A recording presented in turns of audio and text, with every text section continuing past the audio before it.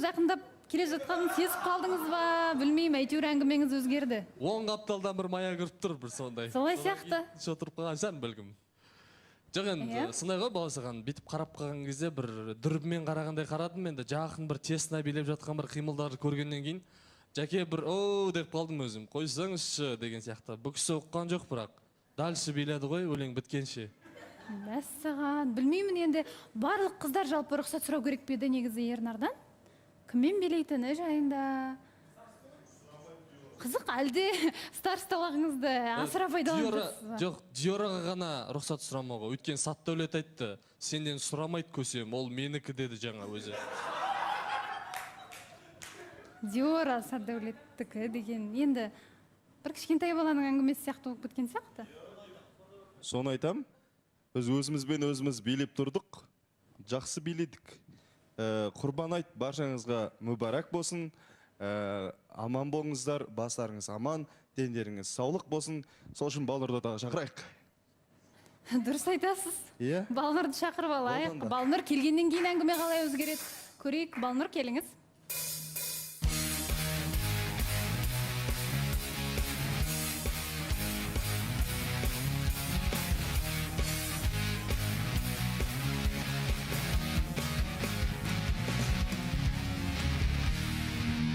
Балнұр, қош келдіңіз.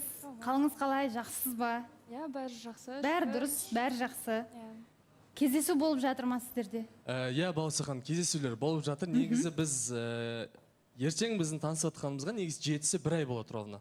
Мен ертең сенбі күніне бір 2 жерде уже броньдап қойып, дайындап қойғам негізі. Сол жақтан Құдай қаласа фото-видео алып келем деген ниетім болған ғой.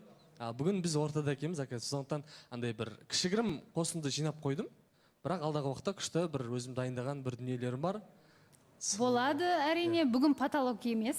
Бүгін патолог бүгін. Жақсы, көрейік. Мені бос кінәламай жан-жақ қойған, бұл жай бір сөзім емес алдап қойған. Сен маған уақыт гүлдеп өкпелеме, мен саған өмірімді арнап қойған. Мені бос кінәламай жан-жақ қойған, бұл жай бір сөзім емес алдап қойған. Сен маған уақыт гүлдеп өкпелеме, мен саған өмірімді арнап қойған. Сен маған уақыт гүлдеп өкпелеме, мен саған өмірімді арнап қойған. Балнұр, не болды? Жоқ, бәрі. Неге көзіңізге жас толып кетті? Жоқ, бәрі жақсы. Өзіңізді қимай қалған жоқсыз ба? Жоқ. Олай емес? Жоқ, одан емес. Бәрі дұрыс па? Бәрі дұрыс, иә. Қылпыр кетті, такая красотка өзі. Модельная болып кетті такая. Өте керемет. Сондай ғой, күшті болып тұр екен. Әдемі болып тұрсың, Балнұр. Рахмет. Сіздерде енді қалай болып жатыр? Қарым-қатынас, таныстық, кездесулер әрине болып жатыр. Әңгімелеріңіз, бір прогресс бар ма? Прогресс дегенде, в общем, былай етейін. Енді ол үлкен жауапкершілік талап ететін дүние, осы нәрсе мені кәдімгідей толғандырып жүр соңғы кездер. Алдында енді бұл кісі жалпы қалада тұратын еді ғой, белгілі себептермен қазір өзі құрбыларымен тұратын еді, жұмысына байланысты енді барып келу қиын, сәл-пәл сол тараптан бір-екі шаруа шығып, үйінен ауысатын болып, үйінен бірге көшіріскенбіз. Қасымда інім бар, бауырым бар, барып көмектесіп, заттарын бәрін сол анасы жаққа қарай апарып, сол кезде бір анасын бетпе-бет көріп қалғаным бар, енді амандасып, сөйлесіп деген сияқты. Көп сөйлескен жоқпын. Андай мен негізі андай үлкен кісілермен күшті общение ұстаймын. Адам алдары бар дейма, қалай айтады, сондайым бар да өзім андай. Тез тіл табысып кетемін, бірден сөйлесіп кетемін. Саламатсыздар ма, қалайсыздар, жақсысыздар ма? Есім Ернар болады деген сияқты сондай. Бірден сөйтіп сөйлесіп кетемін. Сөйтіп бардым андай бір кезде бір ком тұрып қалды, мойын недеше, тамағымда асығыс кіріп қойған жоқпын ба негізі деген сияқты. Содан кіргеннен кейін анасы шыға келді бірден. Мен саламатсыз ба, есім Ернар болады, қалдарыңыз қалай, денсаулықтарыңыз қалай, жақсы ма, барлығы орында ма дедім да. Андай тыпыршықтап қалдым өзім, тұтығып қалдым да. Онда мен кете берейін деп шығып кеткенім бар. Сол кезде бір анасын көріп қалғаным бар. Сөйлесіп, енді үй жөнінде енді ауысып, заттарын бәрін көмектесіп көшірдік. Одан кейін әңгімелеріміз болды, сөйлестік деген сияқты. Інісін көрдім. Інісімен өмірде бір танысып сөйлесіп қалғанымыз бар. Енді інісі сәл кішкене ұяңдау жігіт екен. Қатты ондай бір сөйлесуге ұмтылған жоқ. Мен өзім барып, қалайсың бауырым, осылай қайжылысың, не істейсің жалпы, қайда оқисың деген сияқты өзім бір қызығушылығымды танытқаным бар. Одан бөлек енді сөйлесулер болып жатыр жалпы. Сол нәрсе бірақ мені өзімді одан кейін барып бір екі күннен кейін барып өзім қатты ойланғаным бар енді.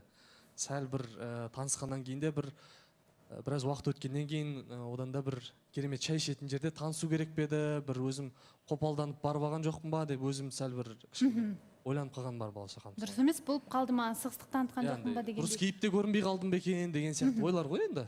Балнұр, негізі бір сізге солай көрінді ма, әлде қалай? Әлде онда тұрған ештеңе жоқ шығар бәлкім? Жоқ, онда тұрған ешнәрсе жоқ. Маған көмектескен болатын заттарымды көшірсіп, сол жерде былай танысып қалды. Алдағы уақытта бір столда отырып, шай ішіп танысады ғой алдағы уақытта. Ресми түрде танысу енді алдағы уақытта болады ғой дейсіз. Жақсы, сіздер негізі өткен жолы, Балнұр, сіз осылай көңіліңіз бір құлазып отырдыңыз осы жерде, содан кейін бір соншалықты ашып айтпадыңыз да, сол күйі тағы да сөйлесерсіздер деп қалды әңгіме. Сіз нақты Ернар сұрап білдіңіз бе? Не болды, неге олай? Менің ойымша Балнұр әлі де сол күйде отырған сияқты. Жоқ. Мен негізі бүгін жақсы настроениемен келе жатқам, жақсы көңіл күймен келе жатқам негізі. Қосылайықтың парақшасынан бір сторис көріп қалдым. Не көрдіңіз? Ернардың Айданамен тұрған видеосын көріп қалдым. Не істеп тұр? Мен көріп үлгермеппін. Недавно. Видео, не Сен видео? көзің кәдімгі жасауырып тұр, жылағансың ба? Жоқ. Кәдімгі енді қызық болып тұр. Ол ондай бір негізі дүние емес қой негізі балашақам. Не болды? Қандай видео? Мен оны салынғанда білмейткем жалпы. Яғни сіз Айдананың қасында әңгіме айтып тұрдыңыз ба, билеп тұрдыңыз ба? Иә, өзіне бір қоятын сұрақтарым болған. Сол сұрақтарды қойып сөйлесіп алғанымыз бар негізі. Бірақ енді оны тығылып, андамында жүрген жоқ, біз мындан тура осы жерде тұрып, мен сөйлесіп қалғаным бар. Болды, оны еще мына жақта отырған бір-екі адам да көрді негізі. Бір ойымда, бір көкейімде жүрген бір-екі сұрақ болады, соларды қойып кішкене бүйтіп сөйлесіп алғанымыз бар негізі. Ол бірақ ондай бір қатты ушықтыратындай емес негізі, сіз көзіңізге жасалып қалатындай дүние. Балнұр, сізге қалай көрінді, қандай видео болды, өзіңіз айтып, ашып айтсаңыз. Негізі до этого тоже Айданамен часто видеолар түсіретін еді ғой, тиктоктар. Одан кейін вроде түсірмеймін деп айтқан болатын. Жолда келе жатқан кезде инстаграмда ашсам, Айданамен Ернардың тұрған видеосын көріп қалдым, тұрып әңгіме айтып тұрған видеолар болды. Сосын ойлап қалдым, тағы да видео түсіріп жүр ма, берген уәдесінде тұрған жоқ па деп. Өткен жолы сіз бір реніш сияқты енді айттыңыз ғой, бір артық түсірмегенің дұрыс ау дегендей. Содан кейін түсірмей кетіп еді? Иә. Одан кейін бүгін әңгіме айтып тұрғанын стористан көріп қалдыңыз. Яғни уәдесін бұзды. Уәдесін бұзды болғанда балашақаным мынандай ғой, біз жалпы екеуміз Айдананың да таныстықта жүрген адам бар, менің де адам бар деген сияқты. Одан кейін енді адамгершілік тұрғысында екеуміз де түсірмей кеттік енді. Бірақ енді біраз ынтық болып тұрсақ та түсірмей кеттік деген сияқты. Біраз уақыт түсірмей жүрдік, кейін просто андай кеше андай бір ортада отырды ғой енді тұрамын мен. Сол кездегі бір ситуацияларға байланысты енді стористарын көріп жүрмін. Кеше бір сторисін көріп қалғаннан кейін өзіме бір түйсігімде бір-екі сұрақ жүрген. Енді басқа Айдана мен өте қатты сыйлайтын қыздардың бірегейі осы жерде отқан қыздардың арасынан. Тәрбиесі жағынан болсын, адамгершілік тұрғысында. Бұл сұрақты біз біле аламыз ба? Не сұрап жүрсіз? Ау? Не сұрап жүрсіз? Көкейіңіздегі сұрақтарды біз де тыңдайық. Жоқ, қазір айтып болайын деген ғой. Енді бір жағынан досым, сырласым ретінде былай енді бір жағынан қарындас, енді сөйтіп араласамыз ғой енді былай күшті общениеміз жақсы, басқа. Содан кейін мен бір сторисін көріп қалдым кеше, осымен бәрі тамам деген сияқты ма бір сторис салған еді Айдана. Одан кейін өзіне дайректтен жазбай қояйын, бәлкім қасында тұран болып, ыңғайсыз болып қалар деген сияқты қылдым да. Бүгін келген кезде бір қарадым, амандасып, содан кейін жүрсей бір сырласып айтайық та деп айтқаным бар. Қалай болып жатыр негізі дедім. Сөйлесіп жүрсіңдер ғой, қалай болып жатыр жалпы. Кеше бір сторис салған едің, бір көңілің құлазып, или бір сұламат дүниелер бойыңнан өтіп жатыр ма деген сияқты бір сұрақтарым болған. Или ренжітіп қойды ма деген сияқты қып ше. Ренжісем, маған сен мұңын шағаласың жалпы. Мен сені кез келген уақытта қолдаймын деген сияқты бір өзімнің жұбату сөздерімді айтқаным бар. Бірақ Ернар, енді бұл бір достардың әңгімесіне ұқсайды, бір көкейімдегі қоятындай бір жасырын сұрақтар емес сияқты. Айдана, осындай әңгіме болды ма сізде араларыңызда? Қайырлы күн. Қайырлы Я жаңа келген кезде Ернар сөйлесіп алсақ деп мына жерде сөйлескеніміз бар. Сол Тұран жайлы сұрады. Артық ешқандай әңгіме айтқан жоқпыз. Қалай болып жатыр? Барлығы жақсы ма? Ренішті жүрген жоқ па деген сияқты сұрақтар қойды. Сол Артық әңгіме болған жоқ. артық әңгіме болған жоқ. Бірақ мен ойлап тұрмын, Балнұрдың көзі жасқа толып отыр, себебі сіз жаңағы сөздеріне де ренжіп қалған сияқты, биге байланысты ма, сыртта соған байланысты шығар, әйтпесе енді жай әңгімелесіп тұрғанға. Иә. Енді Балауса ханым. Қатысушы Ақерке. Иә, Балауса ханым, қайырлы күн. Айтқабыл бұл жерде кішкене білмеймін, Ернардың тарапынан жарайды, енді Балнұр бүгінгі кішкене Ернардың бағанағы әрекеттеріне де реніші бар сияқты, ол видеодан да бөлек. Бірақ енді Айдананың да тарапынан кеше мен бір видео көріп қалған болатынмын. Бекзат түсірген, егер де сенде Тұран болмаса, қай бір жігітті таңдар едің, кімге тұрмысқа шығар едің деген сияқты видеода Айдана ойланбастан Ернар деген жауап берген екен. И ол видеоның астында Ернармен комментарийде кәдімгідей, енді комментарий оқимыз ғой, смайликтердің атысы болыпты енді. Ана жерде екеуінде бір-біріне флирт па или түсінбедік жалпы не екенін. Бірақ бұл жерде андай ғой, негізі екі кісі де бір қазіргі өздерінің үміткерлерін бір қинап жүрген сияқты ма деп ойлаймын мен кейбір кезде.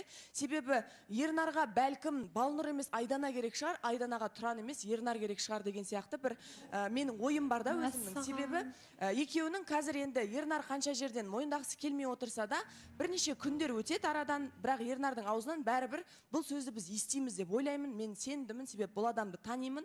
Ал Айдананы тоже негізі білмеймін, басынан бастап Тұран бұл историяда болмастан бұрын Ернарға деген кәдімгідей бір қызығушылығын, симпатия деп айтпай қойыншы, бір ер азамат ретінде бұл жерде Балнұрдың реніші түбегейлі орынды деп ойлаймын. Тұран келіп ренішсе Тұрандікі да орынды деп ойлаймын. Бірақ бұл жерде екі кісіден де барлық қатысушының күтіп отырғаны толыққанды бір нық жауап па деп ойлап отырмын. Енді айтайыншы Балауса ханым, бұл жерде мен ойлаймын сияқты деген нәрсе керек емес сияқты. Өйткені Айдана бар ғой, Айдананың ешқандай Ернарға деген көңілі ештеңесі жоқ. Просто Айдана дос ретінде көреді, бірақ та енді Ернардың кішкене іс-әрекеттері кішкене ұяттау сияқты. Сіз енді Балнұр сезіп жатсыз ба негізі таныстықтың уже аяқталатынын?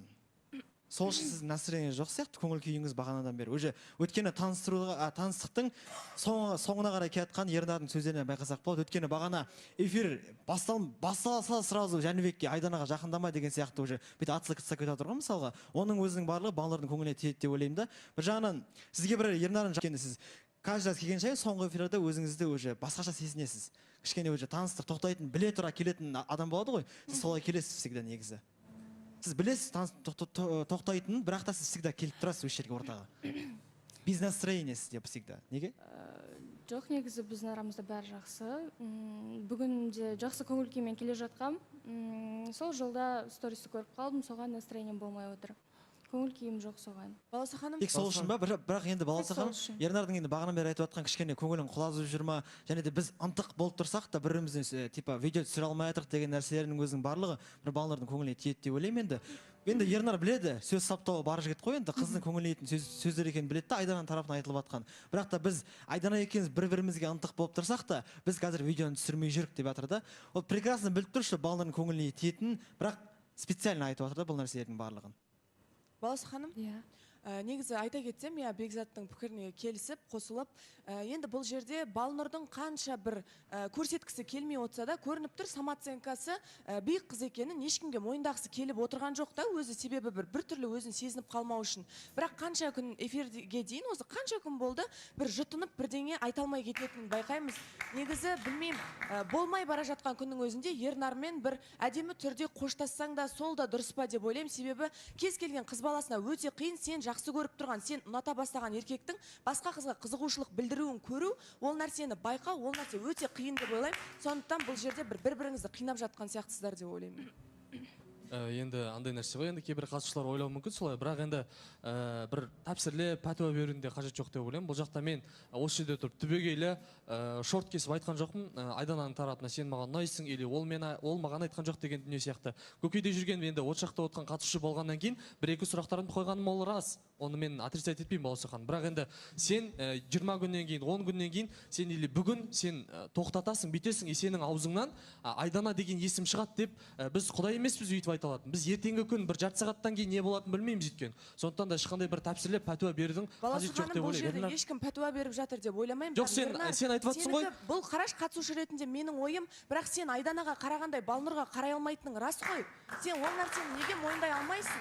Мойында да қызды қинама, жібер, жарайды, ол да жігітімен айырылсар, бірақ бірге жүрер. Бірақ сонда да сен қандай болып тұр да, Айдана точно ясны болсын, Тұранмен айырылсам ба жоқ па? Содан кейін барып Балнұрмен қоштасам деген сияқты бір сондай позицияда отырған сияқты болып көрініп тұрсың сен. Бұл жерде бір солай істеңдер деп тұрған жоқ сендерге ешкім. Жоқ, Ақерке айтып жатсың да сен, мен бұл адамды танимын дейді.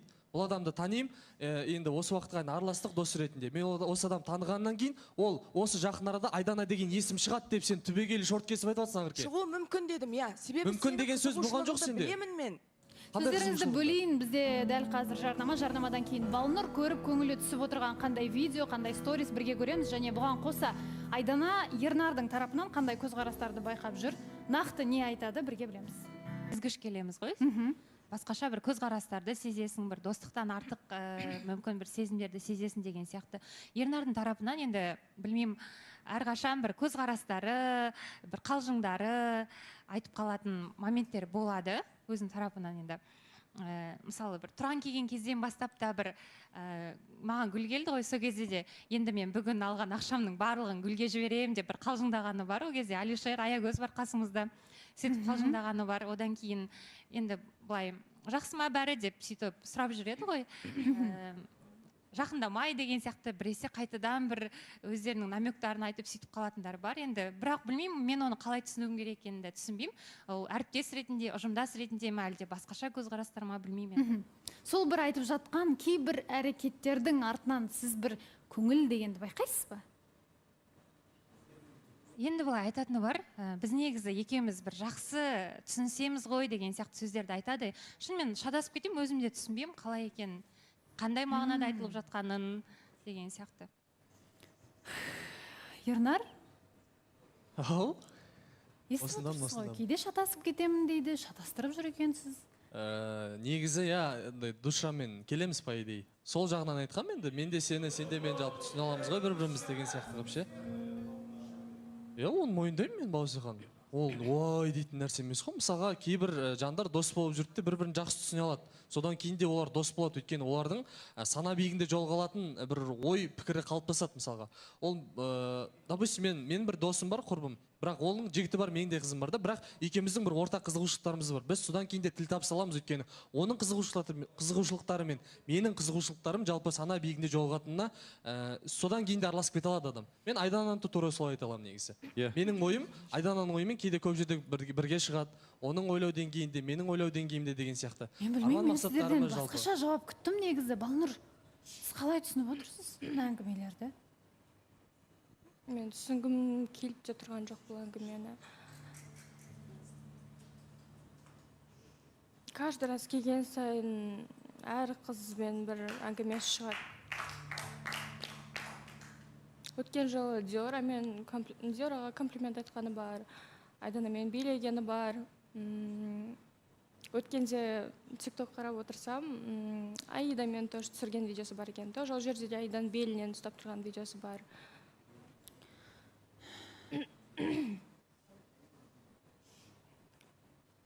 Сіз бәрін жасыруға тырысатын сияқтысыз. Мен каждый раз келіп, Ернарды түсірмеуге тырысамын, потому что мен ата-анам көреді, семьям көреді.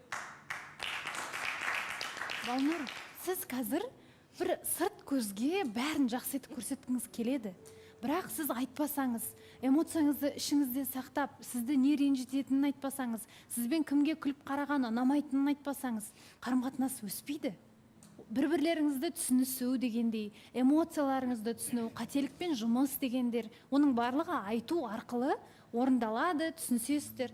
Ал егерде ешқайсысын айтпайтын болсаңыз, ішіңізде сақтайтын болсаңыз, ол өзіңізге зиян біріншіден, екіншіден ол қарым-қатынасқа зиян. Мен оны негізі өзіне айтам, эфирда мен келесі келгенде ол нәрсе қайталанбайтын шығар дейтін үмітпен келем. Каждый раз бір нәрсесі шығады. Мен бұл адамның көңіліне қараймын, бұл адамды түсірмеуге тырысам. Неге бұл адам менің көңіліме қарамайды? Басқа қыздармен TikTok түсіріп жатқанда, билеп жатқанда неге ойламайды? Ертең Балнұр не ойлап қалады деп. көңіліне тиіп қалмайды ма осы нәрсе деп неге ойламайды?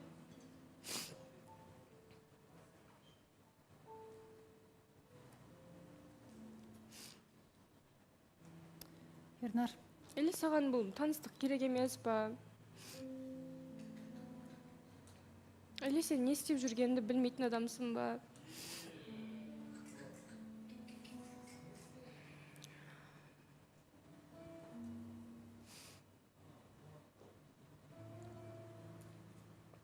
Андай ғой енді көңіліме қарамайды деген сияқты. Мен оны всегда көңіліне қараймын деген сияқты қылып. Көңіліңе қарамаса мен сенің осы уақытқа жанында жүрмейтін едім. Бір ай ол деген 2 күн емес, 3 күн емес, бір ай кәдімгідей аптасына кемінде 4 рет жолығамыз екенбіз. Мен сенің болып жатқан бүкіл ситуацияларынан хабардармын жалпы. Сен білесің, сенде менің алдымда біраз қателіктерің болған. Мен ол нәрсені всегда саған, мен жылы жауап қоя салам баласаған. Өйткені мен андай абьюзерский нәрседен өзім қашқан адаммын да, и оны ұрыспен емес, давай басылып алайық, өзімізге келген соң сөйлесеміз деймін. Ал бұл кісі ондай нәрсені түсінбейді. Мен 1-2 рет айтқан нәрселерімді қайтадан қателікпен жасайды да ол нәрсені. Ол нәрседен тәжірибе алмаған сәттерінде сенің болды. Бірақ мен оны Сен сонда маған ерегесіп істейсің ба бұл нәрсенің барлығын? ерегесіп емес ол дүние. Мен не істеп жатырмын ерегесіп? Ол TikTok, ол жақта отқан барлық адамдар түсіреді. Ол Аида менің қарындасым тем более. Ол жақта екеуміз, еще оның үстіне жазып қойғаны бар. Мой брат осылай кішіз осындайдың ішінде осындай ру деп жазып қойды. Сондай рудан адам бар ма деді. Ол махаббатпен вообще екеуі бір жерде тоғыспайтын Именно әңгіме. Аидамен түсірген TikTok'та айтып тұрған жоқпын ғой, одан бөлек қаншама нәрселер. Қаншама нәрсе не болды? Каждый раз. Диора вообще мен бес қайнасым сорпам піспейтін адам, оның өзінің таныстықтағы адам бар. Осы жерде келді, просто ол юмормен мен Балауса ханым айтқаным бар я. Осы жерде отқаннан кейін просто кірген кезде бір атмосфераның кішкене бір вайбты өзгерту мақсатында мен сол бір-ақ комплимент айттым. Одан кейін мен Сатикка тем более қасында отқаннан кейін мен сөйлесіп отқаннан кейін мен вообще әңгіме айтпаймын. Енді олайынан керек емес. Енді ереке, мысалға Балауса ханым, мен Ернар қаншалықты досым, бірақ та сана биігінде жолығу деген нәрсе Ернар үшін ең бірінші орындағы нәрсе. Ол түрден бөлек, мінезден бөлек, сипаттан бөлек, сана биігінде жолығу деген ол кез келген адамға айта бермейді. Бірақ Айданаға деген көзқарасы енді кеше маған да бір ойнап айтса да бір ішіндегін айтып қалды ма деймін, андай бір кішкене қой деп, ей жай деп ше, андай сөйтіп бүйтіп андай қатты бүйтіп ойынның астындағы бір сәл серьезность байқаймын негізі Ернардан. Мен досым болса, досым ғой, енді Балнұрды да танимын, бірақ бір сондай бір маяк бар сияқты қазір Диора Садолеттің қасында отыр деген сияқты нәрсе айтады. Бірақ та, оның бәрі әзіл болып келген. Диораға Аиданы натури қарындасы көреді. Енді бірақ мен Айданаға еш нәрсе дей алмаймын. Потому что Ернардың да бір көзқарасын, бұл Айдананың да бір көзқарасы бар ма деп қоямын өзім. Сондай бір нәрсе бар ау негізінде. Білмеймін, соншалықты өзіңізге қасыңызда бір ай болады деп отырсыз, иә, сізге бауыр басып, үйреніп, барынша сіздің жаманыңызды жасырып, жақсыңызды асырып, осы жерде барын жасап отырған қызға сіздің бір айтып отырған сөздеріңіз қазір бір қатты тиіп отыр деп мен ойлап отырмын. Және жаңа Балнұрдың жылап қалды ғой, көңіліне тиіп қалды. Сол сана биігінде жолығып тұрсыздар ғой, сол видеоларыңызды көріп алайық. Айдана екеуіңіздің. Көрейік. Ұнайсың маған, күлкің сондай тәтті, қалайша сен жоқпын жанды емдедің. Әр күнде саған ғашық болам қатты, құшағыңмен өшіресің мұңды мендегі балалық кезімнің ғашықтық сезімнің. Баласан. Ернар, сіз қолынан ұстап тұрсыз ба? Жоқ. Мен нені көріп тұрмын? Мына қыз бен жігіттің бір-біріне еркелеп тұрғандарын көріп тұрмын. Сана биігінен де жоғары сияқты мынау. Мен тіпті Балнұрдың көңіліне қарап әзілдегімді келіп тұрған жоқ, бірақ сіздерге қарасам тіпті білмеймін. Әрине одан көрген қыз жылайды, көңілі түсіп келеді эфирге. Жоқ, енді Баласаған ол жерде сана биігінен де жоғары деп айтып жатсыз ғой, енді ондай нәрсе қатты бір байқала қойған деп ойламаймын, өйткені арамыздағы арақашықтық қараңыздар біріншіден. Мен ортамнан бір 70 үйір піл өтетіндей ол арақашықтық болып тұр кәдімгідей. Айдана бер жақта тұр. бір әңгіме айтып тұрғанымыз бар, сұрақ жауап. Сондай мен әңгімемен тек қана. Ернар. Мен бір қолымнан ұстап, болмаса бір сылаң шашын бүйтіп ұстап, болмаса бір нәрсе айтып жатқандай бір кейіп Олай танытып тұрған жоқпын. жасайтын болсаңыз, онда сіз сөйлесуіңіз керек, таныстықта болуыңыз керек қой, шашынан ұстайтындай ол. Жоқ, содан кейін де мен ол грайндарды білем ғой енді. Өйткені менің де таныстағы адам бар, оның да таныстағы адам бар деген. Баласхан. Білмеймін, мына ситуацияның барлығы Балнұрға мүлде ұнап тұрған жоқ. Таныстықтарыңыз не болады, уайымдай берсеңіз болады. Бізде дәл қазір жарнама, жарнамадан кейін жалғастырамыз.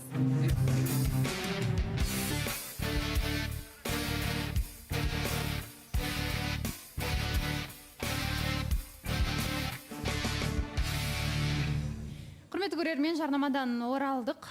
Және жігіттер, Енді Баласахан бағана енді сана биінде жолығу бірдеңе деп жатыр ғой. Енді кішкене өзіңіз видео қарап ойланып қарасаңыздар, енді мына нәрсе сана биінде жолығу деп айта алмаймыз ғой бұл нәрсені. Бұны санмен билеу деп айтады. Бүйтіп ше, еркелеу деп айтады да ше.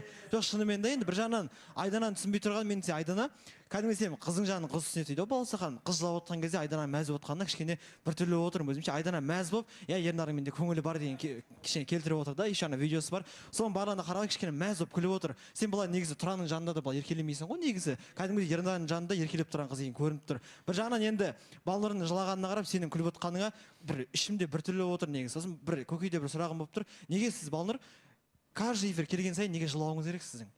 Сіз каждый эфир келесіз, үшінші эфирге сіз келген сайын жылап жатсыз негізі. Әр эфир келесіз, алдында мысалға или Ернарға сіздің жылағаныңыз ұнай ма білмеймін. Ернар сіз оны ләззат ала ма білмеймін ғой. Бағана сіз келдіңіз, сіз әлі жылаған жоқсыз, бірақ та Ернар сізден сұрап жатыр да, сен жылайын деп отырсың ба деп, сізді жылатқысы келіп отыр, білмеймін. Сіздің жылағаныңыздан ләззат ала ма бұл жігіт? Или Ернар сен андай сияқтысың бір. Тек сөзің ғана бұл қазақтың бір туар қызы ғой, бұл қазақтың бір қызы ғой дейсің да, бірақ та істің ондайға келмейді. Сен бағана өзі жылаған жоқсың, бірақ жылағанын сұрап алып отырсың өзі. Бір жағынан түсінбейтін, ішке сыймайтын нәрселер болып отыр бұл жерде. Шекзат негізі ше, жалпы кейде сен жақсы пікір айтасың ба идей. Жақсы пікір айтасың, осында отырып, алдасы отырып, бір қазақтың баласындай сөйлейсің, бірақ сенің қазір арандату мақсатында айтып отқан пікір деп ойлаймын мен. Сен жылатқысы келе ма, жылатқың келген сияқты кейіп танытып отырсың деген сияқты сұрағы, ол пікірі өте орынсыз болды деп ойлаймын Баласахан. Сосын келді просто көз жасаурап тұр екен, не болып қалды айналайын. Әй, күшті-ақ кеп тұрсың, менде де настроение күшті, жақсы сөйлесіп жүрміз ғой, не болып қалды? Айт жоқ, шай жоқ, неғып жылайын деп отырсың дегенге мен сұрап жатырмын, не болып қалды деген сияқты қылып ше. Мен оны жылатып не табам Баласахан? Ол жыласа алдында әкесінің бір тақырыбына жылаған болатын. Мен оған ешқандай қатысым жоқ. Оның алдындағы күндері таныстықтарым жақсы болып жатыр, фото видеомды алып келіп жатырмын, апаратын жеріне апарып жатырмын. Ол міндет емес. Просто менің де положениемен кейде кейбір адамдар түсінбей кетеді. Мен өзім байқаймын, мен кейде өзім қатты спасатель болып кетемін Баласахан. Оны кейбір адамдар түсінеді, кейбір адамдар түсінбейді. Енді Ернар қарашы, сен бағана айтып сіз жатсың өткен ситуацияны айтып жатсыз ғой. Бека қазір тоқтайыншы. Өткен жолғы ситуацияны айтып жатсыз. Жоқ, дәл қазір мен сол кездегідей жанашыр Ернарды көріп отырған жоқпын. Қазір сізде бір суықтық бар, қаталдық бар.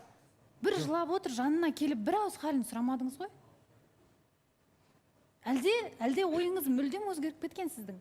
Және сіздің көңіл күйіңізге ешқандай да Балнұрдың әсер етіп отырғаны емес.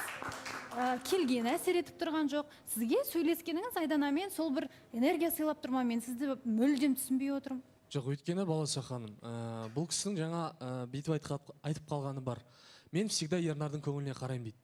Сонда менің бұның көңіліне қарамайтыным, ол сызылып қойыла салды да. Адам баласы сондай да, сен қанша күшті жақсылық жаса, допустим, андай Альберт Эйнштейннің бір несі бар ғой, бір мысалы бар ше, 1-ден 8-ге дейін барлығын дұрыс жауап береді да, көбейту кестесін. 1 көбейту 9 деген кезде 94 деп шатасып жауап береді да, бүкіл отқан аудиториядағы балалар күледі ше. Сол кезде Альберт Эйнштейн айтады: көрдіңдер ма, мен 1-ден 8-ге дейін негізі көбейту кестесін мүдірмей күшті жауап бердім. Мен бірақ соңғы қателесіп кеткенде сендер соған мен келеме жақ күліп отырсыңдар дейді да. Мен сондай кейде көрем адамдарды. Сен қанша жерден жақсылық жаса, сенің бүкіл жақсылықтарыңды алып келеді да, соңғы бір сәл бір сүніп қалсаң, сені бүйтіп демеп жібермейді. Сен де пендесің ғой, сен де қателесесің ғой. Осы жерде мен саған бір қорған болайын. Әлем қарсы болса да, сен маған осы уақытқа дейін өткен жақсылықтарыңды мен үзбеймін. Әлем қарсы болса да, басқа адамдар қарсы болса да, сенің осы қателігіңді түсінемін. Өйткені сен де пендесің. Сен осы уақытқа дейін маған жақсылықтарың өткен деп айтатын адамдар кейде жоқ.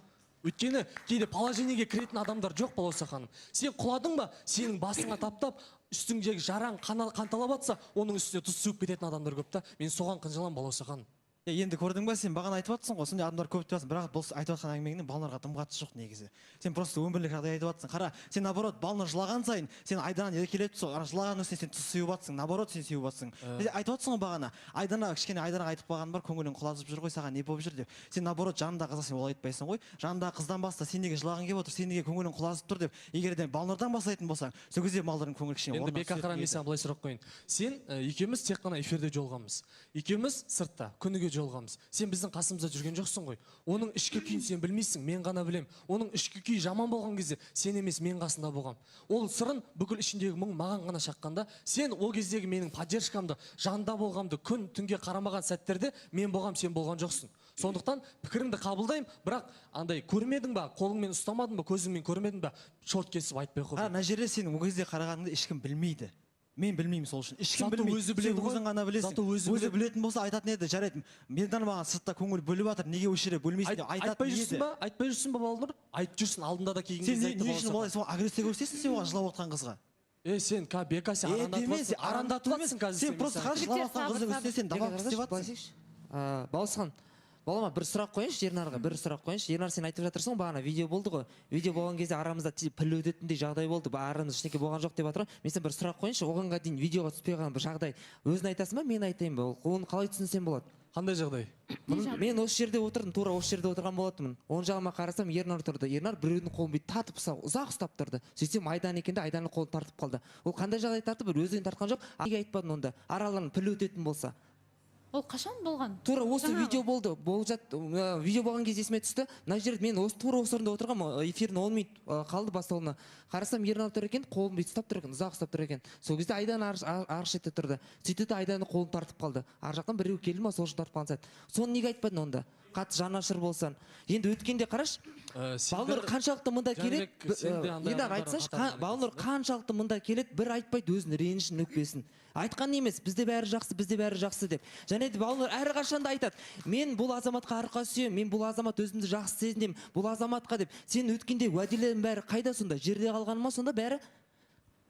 Қазірде жақын туралы сіз айтпай қойыңыз маған. Сосын андай алып қашып әңгіме іздейтін жанның бір секілді болып көрініп тұрсың қазір сен маған. Тем более жасың кәдімгідей менен үлкен, мен сені аға бауыр ретінде сыйлап отырмын да, сен оны көрсең, бәлкім маған прикол ұстап сыртта да айтуыңа болар еді негізі. Бірақ сен қазір жаңа рекламада естіп қалдың да, сен де маған осы жерде жер жебірмей жетіп айтасың ғой, мен кектену мақсатында мен де саған сондай пікір айтамын, Ернаржан дейді да.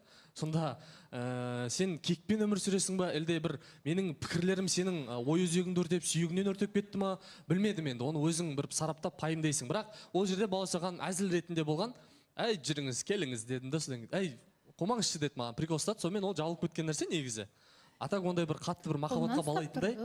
Ернар, сен андай ғой, әдемі сөйлеп, бір әдемі сөйлеп, қазір мен жаманатты көрсетіп жатырсың да, мен көрген істімді айтып жатырмын. Шыны керек. Бір әдемі сөзден қашып кетмей отыр, сен істеген істедім деп мойында. Мен мойындап тұрмын, мен тұрған кезде айттым, Ернар, Жәнібек, мен ұстамадым деген жоқ. Тыңдап алшы, мен сені тыңдаймын. Ернар, қара, мынандай айттым. Ернар, сен айттың ғой араларынан піл өтеді. Піл өтеді емес, шыбын өтпейтін дүние болды ғой деп мен сен сұрақ қойдым ғой. Сен тұрған жерде қойыңыз деп кетіп қалдың. Сондай ғана әңгіме болды. Мен көргенімді ғана айтып жатырмын. Мен сен араларын жаман болып кетсін деп айтқан жоқпын, жақсы болсын, бірақ барды бар деп айтқан дұрыс болар, бауырым. Сол ғана мендегі. Бар, мен оны мойындап, мен оны отрицать етіп тұрған жоқпын, Балаусахан. Мен мойындамайтын болсам, до конца өзім позициямда тұратын адаммын. Мен просто сенің айтқаныңды, сен жаңа енді шындықты ұрандататын адамсың ғой. Сен неге мойындамадың онда? Мен айтам саған, сен де маған осындай пікір айттың ғой, мен де сол үшін соны айтам деп. Жігіттер, жақсы. Не үшін айтпадың? Балнұр, сізге қиын болып отырған сияқты, түсініп тұрмын, бірақ айтарыңыз болса айтсаңыз. Қазірде өзінің жақын достары Ақерке, Сәдәулет айтып отыр ғой. Біз де байқаймыз деген сияқты. Жақын достар айтқаннан кейін уже барлығы түсінікті деп ойлаймын. Жоқ, Балнұр. Мен мына жерде қазір жылап отырмын, сол нәрсенің бәрін айтып отырмын. Бір менің сторонама қарап, там кешірші деген сияқты да әңгіме айтып отырған жоқ, например, қазір. Мен солай істедім, не істейсің деген сияқты отыр. Как будто бұл нәрсенің бәрі только маған ғана керек сияқты. Жыламаңызшы, Балнұр.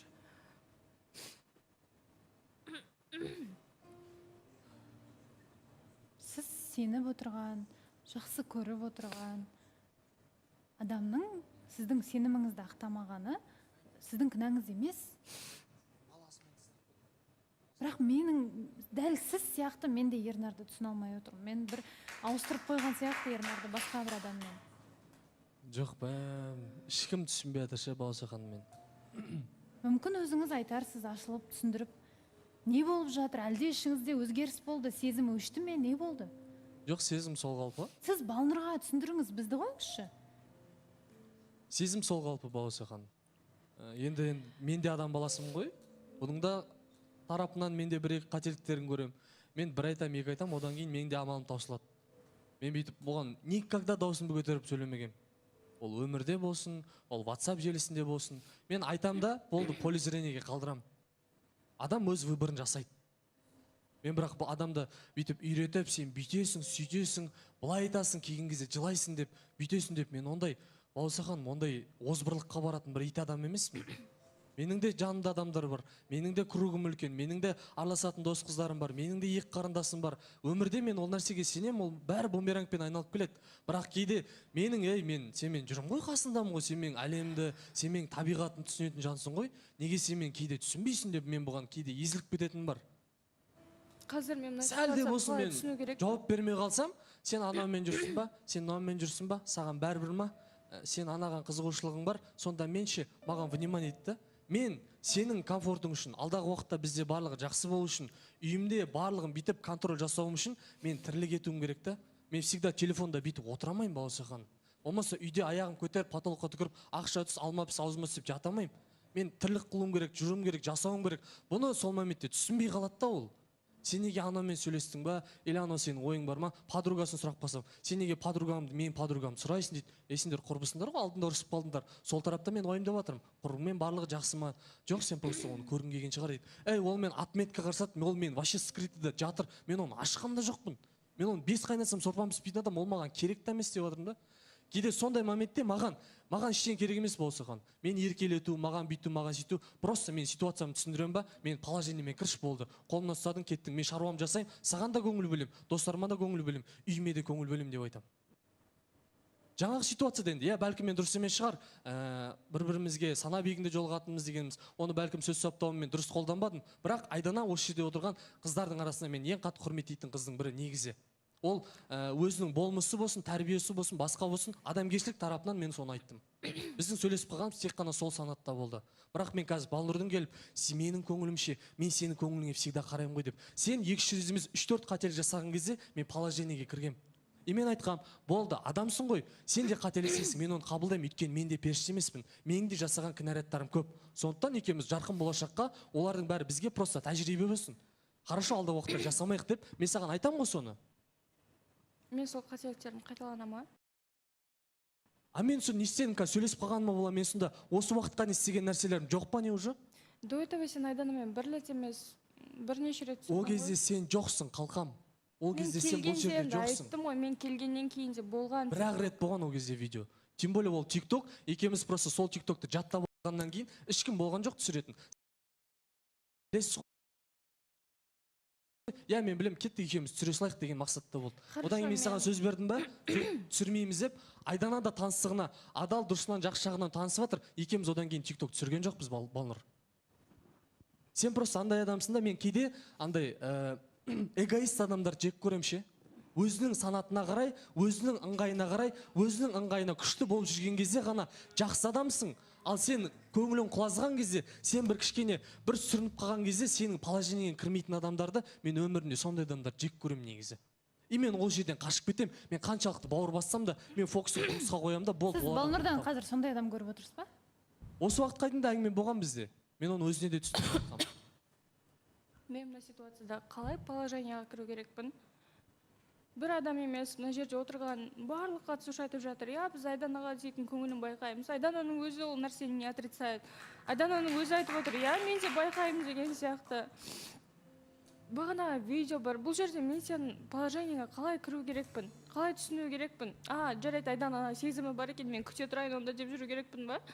Қараш, егер сен Сөздеріңізді туралы бөлейін, жаңағы мәселенің бәрі басталған видеода нақты не айтылды, Ернардан да Айданадан да дұрыстап сұраймыз. Сезім бар ма ол жерде, жоқ па, бірге білеміз жарнамадан кейін. Жаңа қайта-қайта сөз сұрадыңыз ғой, Аида. Я негізі жаңа Эйнштейн мырзаның айтып отқан сөзіне айтайын деген ғой. Жалпы мынандай нәрседе мысалы біз қанша балнұр ортаға келген кезде өзінің көп нәрсесін айтпайды да, ішінде сақтап қала береді да. Бірақ та бүгін именно айтып отқан кезде андай бір Ернардың қатты жанып отырғанын көріп отырмын да. Ақталып, ана бір Эйнштейннің мысалдарын айтып кетті, кәдімгі жанып кетті, өзінің бір минусын айтып қалып еді деген сияқты ғой. Осы күнге дейін біз көрдік, Балнұр всегда Ернарды көтеріп жүреді. Жарайды, бір рет айтып қапты, керісінше сіз, я Балнұржан айналайын, мақұл. Екінші ол нәрсе қайталамайды деген нәрсемен жауап кете салуға болады да. Бірақ та одан сайын жаңағыдай сіз өзіңіз жаңа жараның бетіне тұз деген сияқты одан сайын бұл қызды жылатып отырсыз. Мен бір жағынан енді Тұранды уайымдап отырмын, ар жақта Тұран бір төрт аунап тұрған шығар ана видеоны көріп деп ойлап отырмын да өзім. Ондай еркелікті мысалы Тұранға көрсетпеген Айдана, мен ойламаппын, Айдана ондай еркеліктерді бір Ернарға көрсетіп жүрген мен мүлдем байқамаппын. Негізі өзімде бұл Айдананы жақсы танитын адаммын ғой.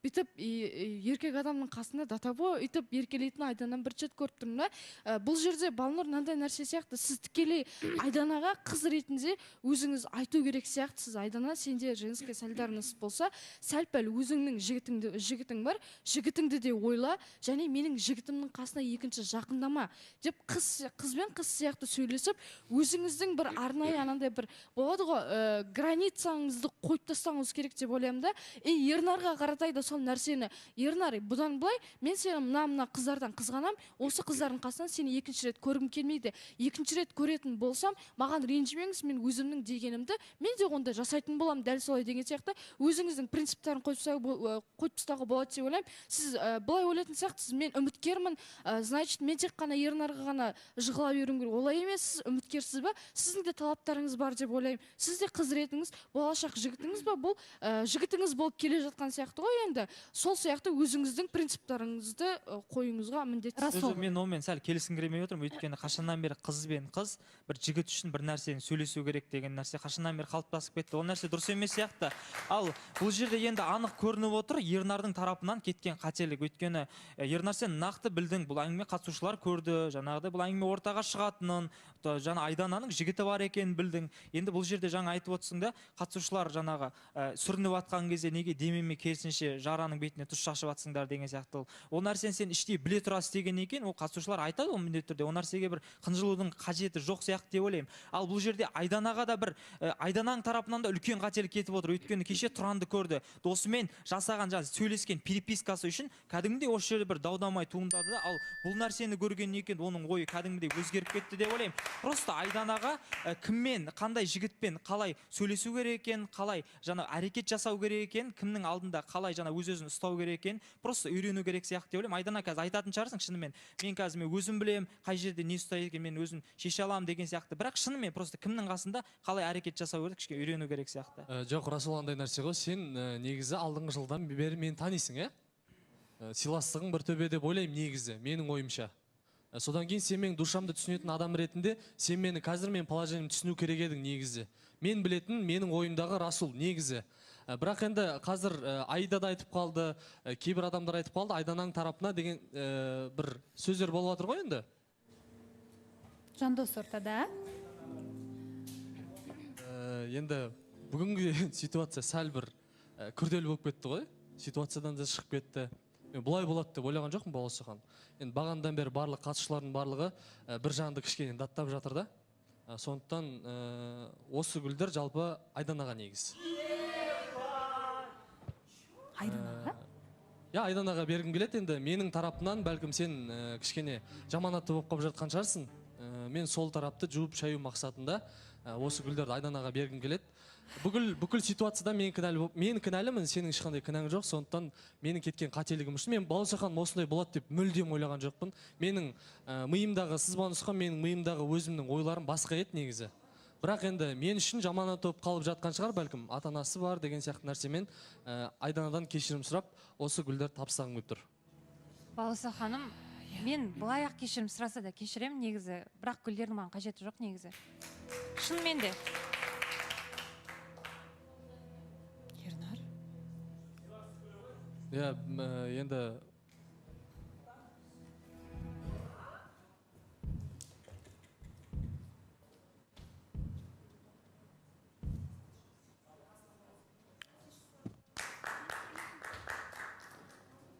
Не болды, мен түсінбедім тіпті. Гүлдер қабыл алынды, иә? Ернар, сіздің қатты жаныңызға батып тұр ма Айдананың әңгімеге қалғаны? баласаған негізімен осы жаққа келетін кезде бұл тақырып шығады деген үш ұйықтасам түсіме кірген жоқ негізі. Мен басқа оймен келдім, басқа ойым болды. Бірақ бұл гүлдерді мен андай бір сезімге алып келіп тұрған жоқпын. Мен жаңа андай өзім сөйлесуге тартқаннан кейін қазір Тұран да дұрыс емес ойлап қалды ғой, басқа адамдар дұрыс емес ойлап қалды ғой. Менің кінәратым бұл жақта, мен еркек ретінде жауапкершілікті аламын. И соны мен сыйластық ретінде Айданаға сәл де болсын кешірім ретінде бұл гүл ұсынылды. Артық ештеңе емес болса қам. Негізі бұл гүлдер басқа оймен осы жаққа келген гүлдер еді негізі. Басқа оймен қандай? Басқа ойын жанында бір адам отыр ғой. Бірақ сіз оны бәрібір де беріп тұрған жоқсыз ғой гүлді. Жоқ, енді қараңызшы Баласаған. Мен қазір Балнұрдан ыңғайсызданып тұрмын. Қандай не ситуация ма? Қызының көзінше басқа біреуге гүл берді деген. Әлде мен ба басқаша түсініп тұрған ситуацияны? Баласаған, енді бағана Ернар айтып жатқан сөздерінің барлығына сана биігі, кішкене мен ондай азған адам емеспін, мен ондай емеспін деген сөздердің барлығы негізі енді өшіре ысып тастасаң болады негізі. Сен ондай адам, сен вот именно сондай адам болсың қазір. Шынымен де ше. Сен наоборот гүлдің келу мақсаты Балнұрға болды ғой негізі. Балнұрға болды. Сен наоборот Айдана күліп отқан Айданаға қарағанда бұл гүлге негізі мұқтаж жылап отқан Балнұр. Шынымен айтқанда ше. Сен наоборот Балнұрдың көңілін алып Балнұрға беруің керек еді. Баласхан, айта кетсем бола ма? Негізі жалпы Ернарға кішкене таң қалып отырғанымыз бар бәріміздің. Себебі енді Ернар аузынан Балнұр деген сөзді түсірмейтін тұғын. Кешеге дейін қайда барсақ та Балнұрды шақырамыз, қайда барсақ та Балнұрды алып кетеміз деп. Мен Ернардың бір қызға бұншалықты дәрежеде бір қызығушылық білдіргенін өзім көрмеген болатын. И мен ойлайтынмын, кәдімгідей бұл қызға ғашық бола бастады деген сияқты. И бүгінгі әрекеті білмеймін. Мен енді үміттеніп отырмын, жай ғана екеуіңнің араларыңда біз білмейтін бір ұрыстар болып, сол нәрсеге ерегісіп істеп жатырсың деген ғана үмітпен отырмын. Бірақ сонда да Балнұрға бір именно енді сенің досың ретінде, бұл қызды танитын адам ретінде емес, просто қыз баласы ретінде мен Балнұрға өте қатты жаным ашып тұр. Себебі расымен де андайда бір өзін керексіз сияқты бір сезініп отқан сияқты. Бірақ енді білмеймін бұдан кейін не дүние болатын. Мен кәдімгідей таң қалып отырмын. Жаңада енді жарнама болып жатқан уақытта сен Балнұрдың бетін сүйіп жатқаныңды байқап қалдың. Кәдімгідей Балнұр бүкіл бағана айтылған барлық әңгімені ұмытып, саған қарап сразу мәз болып жатыр да. И ондай қып сені сүйетін, сені бүкіл қателігіңмен кешіре беретін, қабылдай беретін қызды табу бұл өмірде өте қиын, Ернар.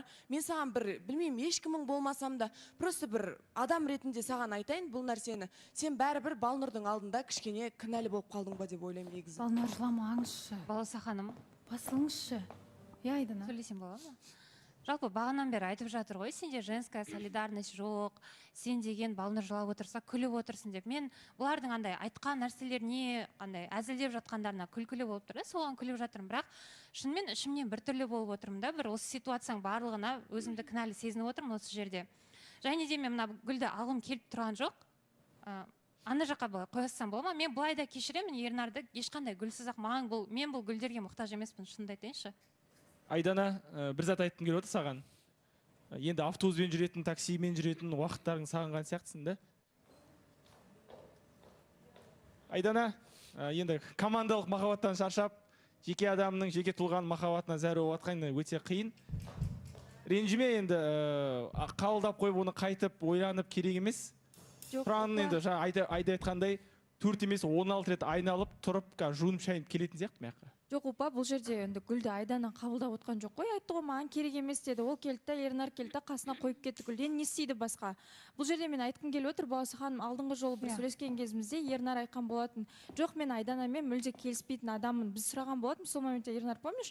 Айданамен негізі жақсы жарасасың, сендер де қалай жалпы былай келісесіңдер ма деп сұрап қалған кезде Әлішер екеуміз, жоқ, мен Айданамен бір қатты бір жұптық көрмеймін, өзімді бірге көрмеймін деген сияқты айтқан болатын. Бұл жерде Ернар, сенің қателігің, сенің нақты айтпай отырғаныңда, жоқ, менің Айданаға сезімім жоқ, менің қасымда Балнұрым бар деп, бір нақты бір нәрсені айтпай отырғаныңда деп ойлаймын. Және бұл жерде бір гап бар да, Балауса ханым, немесе Ернар бір осы қыздан бір ұнамай қалған нәрсесін айта алмай отыр да, тек қана осылай құтылғысы келіп отыр деп ойлаймын. Басқа бір ойымда жоқ. Негізі ше, Балауса ханым. Қазір. Жандос ортада. Енді кішкене сәл бұл тараптағы тақырыптар кішкене ситуациядан шығып жатыр ғой, Балауса ханым. Негізі бұл сыйлықтар Балнұрға етін. Бұл гүлді просто мен жаңа ренжітіп алдым ғой деп бір сыйластықпен бергем Айданаға. Ешқандай ол жақта не жоқ. Бір сезімге баланатындай, просто ер азамат ретінде өзім болды, бүкіл күнәң бәрі менден. Кешірші мені, сен басқа адамдардың көзіне жаман болып қалдың ғой деген сияқты мақсатта гүлді бердім. Ал мынау сыйлығым негізі Балнұрға болатын. Балнұр ортаға тұрса. Оныңыз дұрыс енді. Бірақ ситуацияны түсіне алмадық. Бұл подарок жалпы Балнұрға, мынаны ашасын. Оны ашып ал.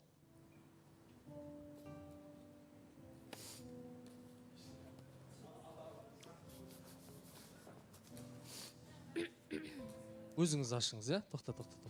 Мынаны бейт. Қымнанса.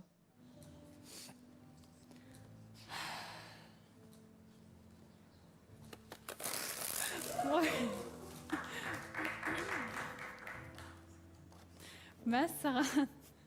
Шошып кеттім. Ана жақта, в общем, біздің суреттеріміз ғой, Балауса ханым. Суреттеріңіз бар. Біздің суреттеріміз. Ашып көрсетсеңіздерші дұрыстап. Осылай қылып кеше жасатқам өзім айтайын. Ортасында не бар? Ортасында кулон ғой. Ашып беріңіз сыйға. Ортасында мынандай кулон. Ой, қандай әдемі. Ортасында осындай кулон. Енді өзіңіз тағып беріңіз. Естелік суреттермен. Сіз де бір жылатып, бір күлдіріп, Балнұр қарсы емессіз ғой, я? Ренжіп алайын деп тұрған сияқты сыйлықты. Қайсы шығарайын ба? Енді әдемі суреттеріңіз бар екен, ішінде жабыстырып қойыпсыз.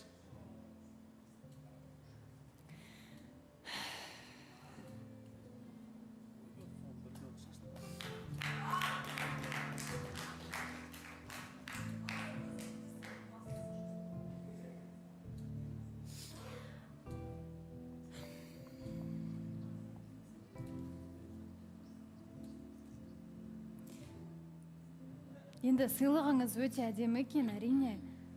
Бірақ мен шынымды айтайын, енді көрерменге ашығын айтып тұрмын, мен Ернарды мүлдем түсініп тұрған жоқпын. Осыған. Түсінбедім тіпті. Әрине сыйлығыңыз, міне микрофонды алыңыз. Осыған. Қазір, жігіттер, Ернардан бір сөз алайық, түсінейік, ситуацияның барлығын түсіндірсеңіз. Сізде Айданамен не болды? Және енді гүл бердіңіз, сыйластық деп жатырсыз, әрине түсіндік. Сана биігі қайда кетті? Әлде қателесіп айтып тұрсыз ба? Жоқ, ол Айданамен екеуміз жақсы сөйлесетіміз бар. Анық, мен бағана оның тарапынан ешқандай бір сезімге байланысты бір ушығатындай дүние айтқан жоқпын. Просто сөйлесіп қалғанымыз бар, қалай отыр, не отыр деп прикол ұстасқанымыз бар. Атак былай мен просто енді мен осы тақырыпта енді мен бардым ғой. Мен сөйлесейік дедім. Ол видео шығып кетті. Кейбір қатысушы жігіттер, қыздар Айдананы қаралап кеткеннен кейін гүл негізі Балнұрға етін. Бірақ мен сыйластығым болсыншы, мені кешірші. Сен бір жаманатты көрінді қамаш дедім да, сол гүлді бердім да, мынау екінші сыйлығым Балнұрға. Негізі гүлде сыйлықта Балнұрға еді. Бірақ сіз өзіңізше жаңағыдай ситуация болды да, соны кішкене рулить етіп жіберейін дедім да, просто ілтипат ретінде бергім келген. Бірақ негізі бүкіл ой Балнұрға болатын. Просто ушық Балауса ханым мәселе. Айтайыншы, мен ол оны өзін ойлап тапқаны сияқты, екі адамға өзінің пейілін, өзінің ниетін көрсетіп тұрсың ғой, Ернар, сен ойлап. Ешқандай бір гүлді сен ойлайсың, сен әдейі алып келдің ол гүлді. Негізі. Сөздеріңізді бөлейін, бізде дәл қазір жарнама, жарнамадан кейін Балнұрды тыңдаймыз, қатысушылар, сіздердің де ойларыңызды тыңдаймыз. Жарнама.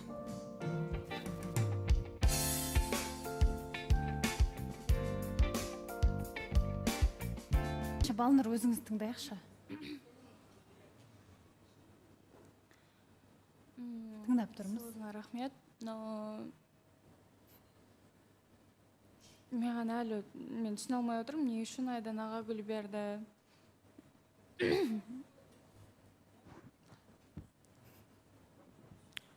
Мен шынымен әлі вообще түсіне алмай отырмын Ернарды.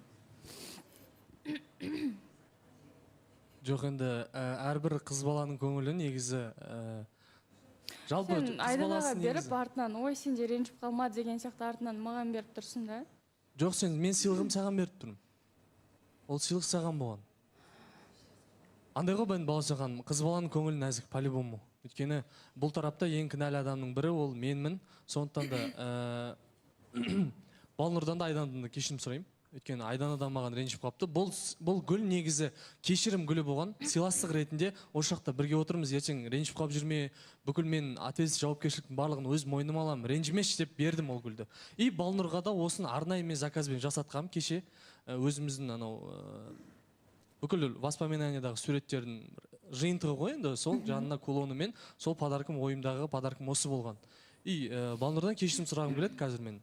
Егер осы моменттердің барлығы сен көңіліңе тиіп жатса, сен білесің мен саған қалай сызайтынымды, сенің көңіліңді қаншалықты ойлайтынымды білесің. Сен бұл эфирде ғана емес, сыртта біз екеуміз қалай сөйлесетінімді сен білесің.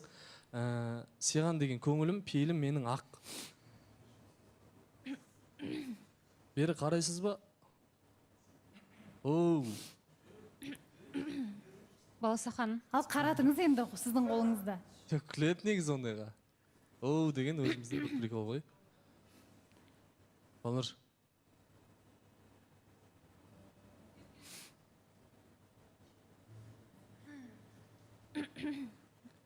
Ренжімеш мені. Мен ренжімеш, ойбай, не айтып кеттім құрсын. Маған ренжімеш. Бұл негізі сәл ситуация ушығып кеткені бар. Әрбір қыз баланың көңілі маған важна. Оның ішіне сенікі важнее. Білесің, маңыздырақ. Сондықтан сен көңіліңе қаяу келтіріп алсам, кешірім сұрайым. Кінәлімін, ол кінәмді мойным мен көтеріп тұрмын. Бірақ сен менің өмірімдегі қазіргі таңда жақсы бір орын аласың. Жақсы бір орындасың жалпы. Саған деген менің өзімнің жақсы ойларым бар, ниетім бар деген сияқты. Мен оны саған өзіңе айтып жүрмін ғой осы күнге дейін. Барлығын білесің, звондап сөйлескен кезде, жолыққан кезде де екеуміздің бір болашақ, бір дүниелеріміз бар. Сенің проблемаң ол менің проблемам. Менің проблемам ол менікі да. Бірақ сенің кез келген бір көңіліңе қаяу келген сәтте мен қасыңнан табылатыныма сен сенші просто. Сен маған просто доверься, и мен қолымнан ұста болды. Кейде менде бір пендешілікке салып бір сөйлеп қоятын бар ғой. Бірақ ол сөйлегенім по факту. Дұрыс қой. Сол. Жаныма сен ренжімеш.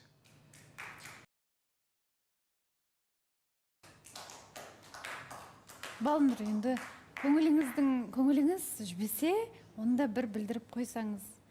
Егер де әлде жоқ, мұнымен мен кешірім бермеймін, әлі де тырысуым керек дейтін болсаңыз, оны айтыңыз.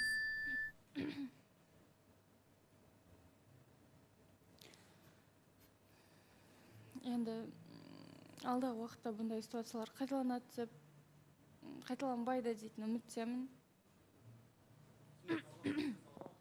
Сізден талап болса да болады, әрине сіздің, енді мен күштемейін сізді, бірақ бір ауыз басын ашып сөйлесіп алу керек сияқты сіздерге. Ұнамайтын нәрселерді айтыңыз. Келесі жолы осындай тағы бір ситуация шығатын болса, бір комплимент, тикток, біреумен тұрған, мен бұл жерде отырмаймын. Егер тағы сондай ситуациялар шығатын болса.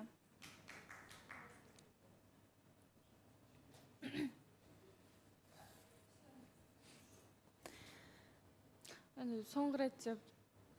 Соңғы рет мүмкіндік. Бір екі шумақ бір өлеңім бар еді. Бір екі шумақ бір өлеңімді айтсам бола ма? Айтыңыз. Музыка болса деп ше. Сен менің жанарымның ішіндесің.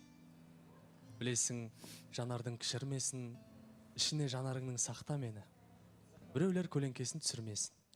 сен мына менің алып басымдасың, білесің, ешкімді оны басын, ішіне сол басыңның мені бірге сақта, біреулер зұлымдығын асырмасын. Сондықтан да сен менің әркез ойымдасың, әркез миымдасың, әркез сана биігінде сенімен сөйлесе алам, сенің қасынан табыла алам. Мен саған осы уақытқа дейін де біраз өлең оқып жүрдім. Бұл енді аяқ астынан келіп қалған бір өлең шумақтары. Сондықтан да мен сенің ойыңда болайын, главное, сезіміңде, жүрегіңде. Сезіміміз бір, жүрегіміз бір, болашаққа тілеген тілегіміз бір. Сондықтан да ағаттық менен мен оны полный мойындай алам. И бұл нәрселер впред қайталанбайды. Сондықтан да let's go дейміз ғой, короче, қолдан ұстап. Иә? Болды. Жақсы, let's go. Let's go, everybody come on. Баласахан. Жақсы, бірақ жаңадан бері Айдана сөз сұрады негізі. Мен де бір Ернар мен Сафтаулетке өлең оқып берсем бола ма? Мұқағали Мақатаев атамыздың өлеңін оқып жатыр, мен де оқып берейінші. Көзіме көрінбесең, күнім боп шыға бергін көгімдесен, бұлт болып шуағыңды тұтып алып, жұлдыз боп, ары қарай ұмытып қалдым, мен ашуланып отырмын кішкенеші. Жалпы айтайыншы, Баласахан, мен мына жерде прям ең бастысы көзіме көрінбеңдер. Көзіме көрінбесінші деп айтқым келіп отыр. Қатты ашуланып отырмын. Мен анда негізі ашуланатын адам емеспін, бірақ шынымен де ренжіп отырмын да. Не үшін маған гүл берді, не үшін мына жаққа келіп, Тұран мен не болып жатыр, қашан күйеуге шығасың деп, не үшін оны менен сұрап жатыр, мына жерге келіп Балнұрға өлең оқып отыр, өздерінің не істеп жүргендерін білмей ма деген сұрақта. Менде Сафтаулет те сөйтеді. Білмеймін, мен қасымдан әйтеуір бір өмірімде бір жақсы болып келе жатса, бір екеуі аяғымнан шалып, бір білмеймін, сондай сияқты көрінеді да. Жоқ, бір қызғанатын сияқты ма, көре алмайтын сияқты көріне ма. Жоқ, нелері бар деймін да менде. И мына жерде келіп, мен андай крайний болып отырмын да. Сен күліп отырсың, Балнұрды жылатып отырсың, сен кінәлісің деп бәрі әділеттен бастап жабылып та маған. И мен мына жерде өзімді кінәлі сезініп отырмын, жаман сезініп отырмын да. Бірақ та неге жігіттен кінәні іздемейді деген сұрақта, неге бұлар мені жүрші сөйлесейік бір нәрсе деп айтып алады да, бірақ мен кінәлі болып жатырмын, соған прям күйіп отырмын. И жаңа да Ернарға айтып жатырмын да, вообще сөйлеспей ақ қойықшы онда деп жатырмын да, ренжідім деп айтып жатырмын. Ренжісем, андай да мен ашуым шайорамал кепкенше емес, мен прям бір жылдап ренжи алам. Бір ренжісем, қатты ренжимін мен адамға. Баласахан, менде Айданаға да бір өлең бар. Ал сен оригиналсың, таза, табиғи нәрсің, саған қолымыз жете алмай бәрі қиналсын. Әзіл ғой, бірақ Баласаханым, мен Айдананы маған айтқан вообще түсінбедім. Айдана, не болды? Мен Айданаға не істеп қойдым? Мен, расымен де барып сұраған бар Айдана. Көңілмен ойнап қойғансыз. Жоқ, көңілмен ойнағанда емес. Сіз де, Ернар, сіз де артық әзіл болып тұр ақыр сіздерден. Жоқ, мен вообще қазір тақырыптарын араласқан жоқпын, еш нәрсе деген де жоқпын. Мен Ернардың тарапынан Айданаға айттым, болды. Ал Айданаға келіп, мен сенің бір кіммен Тұранмен. Жоқ, жігіттер, сіздерде не көре алмау, не қызғаныш. Себебі маған бұл қыз бұйырмады деген ой шығар мүмкін. Білмеймін, бірақ жігіттер, сіздердің әндеріңізге қарасам, енді Ернар сіз емес, сіздің әніңіз соған келіп тұр. Менің ойымша Айдана үнемі жақсы, мен салғыласпай ақ қояйын, артық ештеңе айтпай ақ қояйын, түсінсе де түсінбеген сый салайын деп менің ойымша көбіне жүретін сияқты, бірақ жігіттер, сіздердің тараптарыңыздан артық кету болған болып тұр. Жоқ, енді Баласахан, мен кінәмді мойындап тұрмын ғой. Мені жігітті неге кінәні іздемейді дейді. Бүкілі маған қарсы шығып отыр ғой, мен оны көтеріп тұрмын, сынды пікірді қабылдап жатырмын. Мен сол үшін де Айданаға ондай нәрсе айтпаңыздар, мен ғой бұл жерде кінәлі деп. Мен оны ешкімге қарсы пікіріне навязь етіп отқан жоқпын. Маған айтпаңдар, маған сөйлемеңдер, Айданаға да сөйлемеңдер деп отырмын. Мен бұл жерде кінәлі. Содан кейін де мен кішкене болсын осы ситуацияны рулить ету мақсатында ренжімеш, мен үшін сен қазір жаманатты болып қалатсың деп Айданаға ағымнан жарылып жатырмын, Баласахан. Енді Айдана, сіз неге көзіңізге жас алып қалдыңыз? Тұран көрсе, қазір не ойлайды деп отырсыз ба? Әлде осы жігіттер неге осындай әзілдейді? Жоқ, жалпы мынандай ситуацияда Баласахан, Ринат болсын, білмеймін, Әділет болсын, айтып жатыр ғой, бір андай да, мен всегда айтамын ғой, мен андай күліп қалған, кәдімгі маған жақсы қараса адам, мен де солай жақсы қарай берем да, жақсы сөйлесе берем, любой адаммен солай сөйлесем де, бірақ именно сол бір жақсылығыңды, жұмсақтығыңды басқаша қылып бұрмалап алатын жігіттер бар да, и сол сонда мен ойлаймын да, мүлдем сөйлеспеу керек па деген сияқты. Сонда ол андай еркелей, білмеймін, енді өзім сондай табиғатым ерке болғанына мен кінәлімін ба деп, білмеймін, сондай бір жаман сондай ситуация болып тұр да. Мен өзімді кінәлі сезініп тұрмын, осы екеуінің арасына түскен сияқты болып тұрмын. Балнұрдың көз жасына себепкер сияқты өзімді прям жаман сезініп отқаным бар да қазір. Жауап бермеймін, Айдана, ұдай болып саған жүруім бір сұрақ керек пе қойсам дейсіз? бола ма? Мен не істедім саған? Мен қашан сенің ортаға шығып абыройыңды төктім, болмаса сен қашан ортаңа түстім, мен всегда сені қолдайтын, мен любой жерде айтам. Я маған Айдананың өзін өзі ұстауы, бәрі, мінезі, любой жағынан мен Айдана сияқты қыз көрмедім деп айтам. Оны не үшін кеп мені ортаға өйтіп айтып жатсың? Айтсаң басқа сторонаға айт. Мен қазір не о чем кіріп кеттім, түсініп тұрсың ба? Мен андай просто без эмоций отыр едім, қазір эмоцияға шығып кеттім. Потому что Айдана алды да мені өзімен өзі ортаға тастай салды. Көзіме көрінбесең. Қашан мен саған жаманшылық тіледім, айтшы конкретно. Жаманшылық тіледім, артынан әңгіме айттым. Қашан? Айдана Құдай болды ма енді ондай нәрсе? қашан болыпты онда? Жоқ, енді жаманшылық тіледі деп жатқан жоқпын, бірақ екеуі білмеймін, қалай айтсам болады. Мен айтсам Айдана, мен от душинан айттым. Бәрі жақсы ма сенде тұрам мен? Я деп, мен сенің аяғың сүрім қалсын. Я мен саған серьезно айтам, сен шынымен де кетіп баратсың ба? Я сен шынымен де тұрмысқа шығатсың ба деген сияқты. Мен шынымен де сені уайымдаймын, понимаешь, адам ретінде. Мен содан кейін сұраймын, бұл бір аяғынан шалу, онда еш нәрсе жоқ. Үйтіп халыққа да жаман ой тастамауын сұраймын Айдана. Просто Балауса ханым, қасында жүргендердің өзіне мен мысалы андай тұран ренжитіні бар да, неге Саттаулет осылай қасында жүреді, неге мысалы андай әңгімелерін шығып кетеді деген сияқты. Бұл енді ойнап, түсінемін мен Саттаулеттің характері сондай, ойнап қалған қалжыңбас екенін, қасында жүретінін деген сияқты да, бірақ оны басқаша түсініп жатыр да, қызғанып жатыр да. Содан кейін шынымен де менің қасымда бір жігіт пайда болып үміткерім келген кезде екеуі енді білмеймін, тут как тут появляются да, бір именно осы сатиктің тарапынан бір сондай бір қызғаныштар болады. Бірақ жігіттер екеуіңізден де бар ғой. Елдің қарым-қатынасында не шаруаларыңыз бар? Сізде өткен жолы шын сен нақты я дедің ба деп сіз қоймадыңыз. Сіз сұрап сіздерде қалай болып жатыр? Мен жасырмаймын. Мен айттым сол кезде ортада. Мен конкретно сұрағым болды şimdi. Мен қойдым оны. И өзіме деген ответті алдым. И одан кейін қалай білмеймін, арам ойлайтын бола ма ондай вообще? Болмай ма, мен түсінбеймін.